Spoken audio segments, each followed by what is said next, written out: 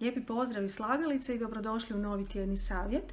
Danas ću vam pokazati kako sam pohranila i čuvam tave kao dosta često upotrebljavane kuhinjske predmete koji se često oštećuju i teško vraćaju i uzimaju sa svojih mjesta upravo zato što su složene najčešće u onim tornjevima jedna u drugoj. Sad ćete vidjeti kako sam ja to promijenila da mi bude praktičnije, jednostavnije i da ih vrlo lako uzimam i vraćam na mjesto.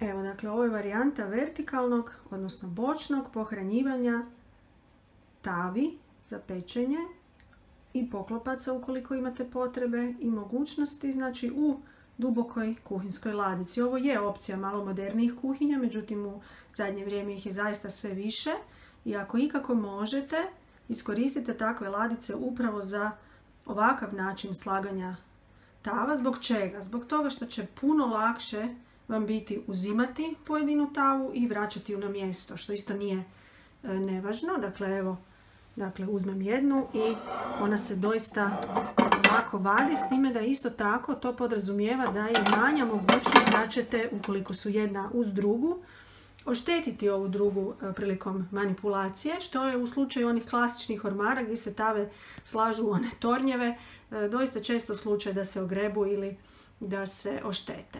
Evo, ovo je vrlo pregledno, ovo je moj ukupan broj, pa sad ako imate manje imat ćete još bolju situaciju, ako imate više pazite da to doista budu samo one tave koje su vam u svakodnevnoj, dakle redovnoj upotrebi, sve ostalo eliminirajte iz svog kućanstva.